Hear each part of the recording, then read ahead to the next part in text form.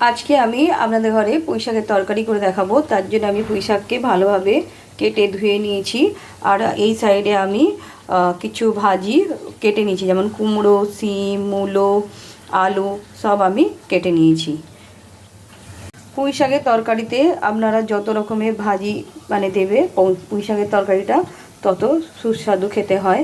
তো সেই জন্য আমি যতগুলো আমি পেরেছি, যেগুলো দেওয়া যায় সব ভাজিগুলোই আমি দিয়েছি। প্রথমেই আমি কড়াতে তেল দিয়ে আমি যে ভাজিগুলো কেটে রেখেছিলাম সেইগুলো আমি দিয়ে দেবো, দিয়ে আমি ভালোভাবে ভেজে নেব। এটা একদম আমি সিম্পলভাবেই বানাবো। পুঁই শাকের ভাজি খেতে আমার তো খুব ভালো লাগে। আজকে আমি অনেক দিন পরই পুঁই শাক বানাচ্ছি।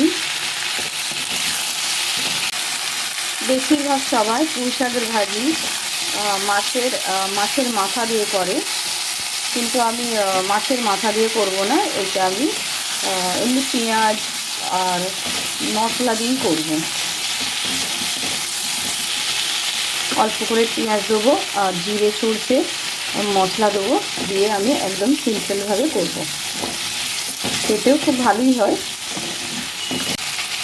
মাছের মাথা দিয়ে করলে কি হয়, আমার মেয়ে ঠিক খেতে চায় না, সেই জন্য আমি আজকে মাছের মাথা দেব না।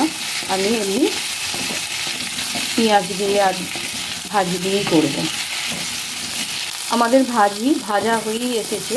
এবার আমরা কি করব, এর উপরে আমরা কেটে রাখা পুঁই শাকটা দিয়ে দেবো। এর আলু, কুমড়ো, শিমের সঙ্গে ভালোভাবে আমরা মিক্স করে নেব।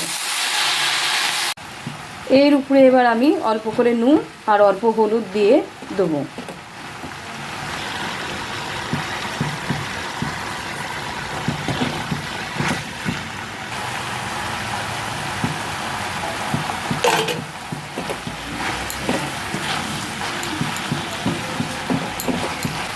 নুন আর হলুদ দেওয়ার পরই পুঁই পাতা থেকে একদম পুরো জল বেরিয়ে যাবে।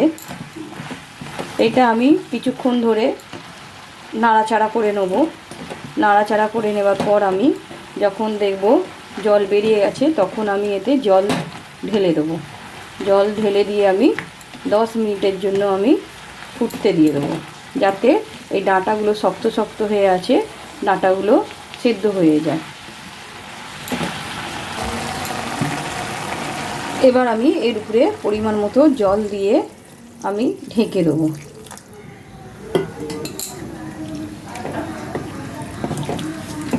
ডাঁটাগুলো যাতে সেদ্ধ হয়ে যায়। আর এখানে কচু আছে, তো ওইগুলো একটু টাইম লাগে সেদ্ধ হতে, সেই জন্য আমি 10 মিনিটের জন্য সেদ্ধর জন্য আমি ছেড়ে দিলাম। এদিকে আমি একটা মশলা রেডি করে নেবো। তার জন্য আমাদের লাগবে 2টো কাঁচা লঙ্কা। আমি বেশি ঝাল দেবো না, সেই জন্য আমি 2টি কাঁচা লঙ্কা দিয়েছি। অল্প করে আদা,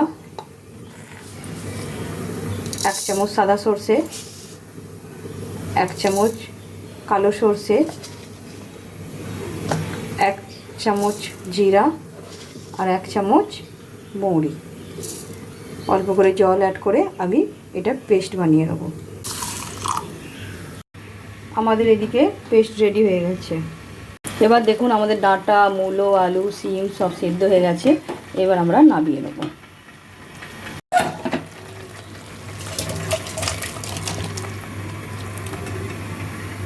এবার আমি কড়াতে পরিমাণ মতো তেল দিয়ে আমি ফোড়ন দিয়ে সাঁতলে দেবো।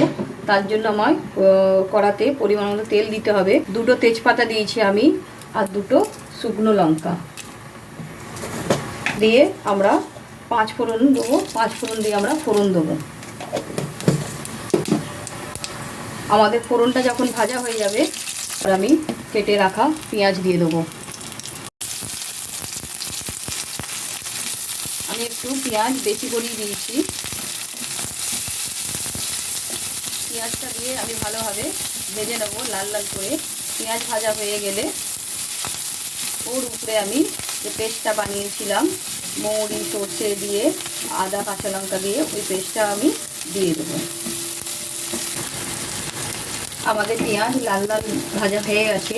এবার আমি এর উপরে মশলাটা দিয়ে দেবো, পিসা হওয়া মশলাটা। আমি অল্প করে জল অ্যাড করবো, নাহলে মশলাটা জ্বলে যাবে। মশলাটা আমি বেশি ভাজবো না, অল্প করে একটুখানি ভেজে নেবো। খালি আদা আছে, জিরে আছে, ওর গ্যাসটা যাওয়ার জন্য। আমরা আগে থেকেই পুঁই শাকেতে হলুদ আর নুন দিয়ে দিয়েছিলাম, তো এতে আর আমরা কিছু অ্যাড করব না। মশলাটা খালি আমরা ভালোভাবে কষে নেবো, কষে নিয়ে আমরা পুঁই শাকটা ঢেলে দেবো। তো আমাদের মশলা কষা হয়ে গেছে, এবার আমরা পুঁই শাকটা ঢেলে দিচ্ছি। এতে আপনারা যদি চান তাহলে আপনারা বড়িও অ্যাড করতে পারেন। তবে আমি আরও 5 মিনিট ফোটাবো, ফোটাবার পর আমাদের পুঁই শাকের তরকারি রেডি হয়ে যাবে। দেখুন আমাদের হলুদ দিতেও লাগলো না, কেননা আমরা আগে দিয়ে দিয়েছিলাম, সেই জন্য আমাদের আর হলুদ দিতে লাগলো না। আমি 5 মিনিট ফুটিয়ে এবার আমি নামিয়ে নেব। আমাদের একটুখানি নুন কম পড়েছিল, সেই জন্য আমি অল্প করে নুন অ্যাড করেছি। এবার আমি 1 টেবিল স্পুন চিনি দেবো, চিনি দিয়ে আমি নামিয়ে নেব। পুঁই শাকের স্বাদটাকে ব্যালেন্স করবার জন্য আমরা চিনি দিই, সেই জন্য আমি 1 চামচ চিনি দিয়ে দিলাম। এবার আমাদের পুঁই শাক রেডি হয়ে গেছে, এবার আমি নামিয়ে নেব।